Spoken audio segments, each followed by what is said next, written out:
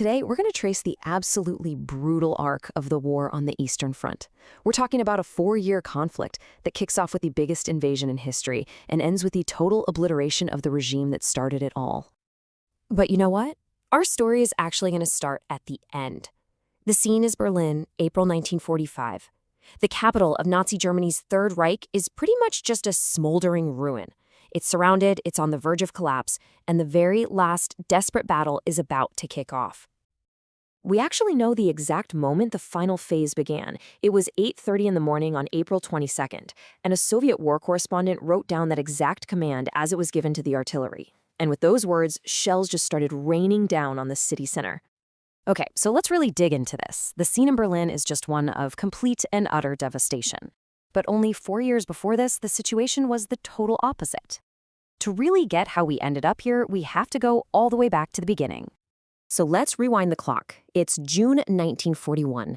The German war machine has already rolled over much of Europe, and now it's turning its eyes to the east. It's about to launch the single largest military invasion in all of human history. The official codename for this whole thing was Operation Barbarossa, and its goal wasn't just to conquer land. No, it was about the total annihilation of the Soviet Union and its people. This was all driven by a really brutal ideology that viewed them as, well, less than human. You know, the scale of this is just, it's hard to wrap your head around. The initial invasion force was made up of over 3.8 million soldiers from Germany and its Axis allies. To put that into perspective, that's the largest land invasion force ever put together. Ever. And get this. This massive force wasn't just hitting one spot. They were attacking along this sprawling front that stretched for almost 3,000 kilometers. That's about the distance from New York City all the way to Denver.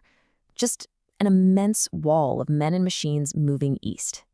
And you can see on this map just how ambitious the plan was. The German High Command fully expected to conquer the entire western part of the Soviet Union in just a few months. They had a finish line in mind called the AA line, which stretched from Arkhangelsk up in the north all the way down to Astrakhan in the south. The Germans were convinced it would all be over in a few weeks. They were counting on their famous Blitzkrieg, or lightning war tactic, just a super fast, overwhelming assault to make the whole Soviet government just crumble. But that is not what happened. Not even close. So that quick, decisive victory they were banking on? Yeah, it never came. Instead, the whole invasion got bogged down and turned into something Germany was totally unprepared for. A grueling, all-consuming war of attrition. You see, despite taking these catastrophic losses right at the beginning, the Red Army didn't break. It bent, it retreated, and it absorbed the German attack, basically trading its massive territory for precious time. The huge distances, the infamous Russian winter, and just ferocious Soviet resistance, it all brought the Blitzkrieg to a grinding halt. This timeline really lays out the whole 4-year slog. The German advance was stopped almost miraculously right at the gates of Moscow in the winter of 41. And what came next wasn't a quick victory for anyone. It was years of unimaginable grinding warfare, huge battles like Stalingrad and Kursk, as the Red Army slowly, and at a terrible cost, began to push the invaders all the way back to Berlin.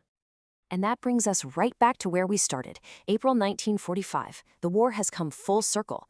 The hunters have now become the hunted, and they're cornered in their own capital. By April 25th, the wider war for Germany was basically done for. Now it was time for the final bloody battle for Berlin itself. As you can see here, Soviet forces had completely encircled the city. The trap was sprung. There was no escape. And if you want to see just how hopeless the situation really was, just look at these numbers. The Soviet and Polish forces had overwhelming superiority in every single category. It wasn't even a fair fight at this point. The numbers are just staggering. So who was actually left to defend the city? Well, it was a shadow of the army that had marched into Russia in 1941. It was this hodgepodge of exhausted veterans, police officers, teenage boys, and elderly men who were drafted into a last-ditch militia called the Volkssturm.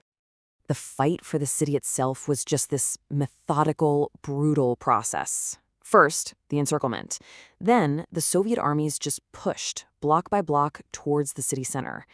It all culminated in this ferocious fight for the symbolic heart of the regime, the Reichstag building. With Soviet soldiers just a few hundred meters from his bunker, Hitler took his own life on April 30th. Just 2 days later, the city's commander, General Weidling, formally surrendered all the remaining forces in Berlin.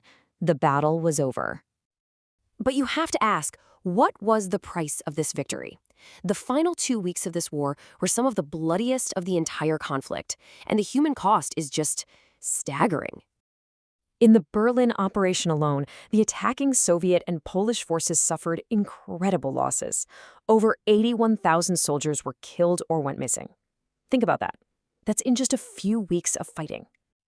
And on the German side, it's estimated that around 100,000 soldiers were killed in the desperate defense of the city and the areas around it. And this is the most tragic part.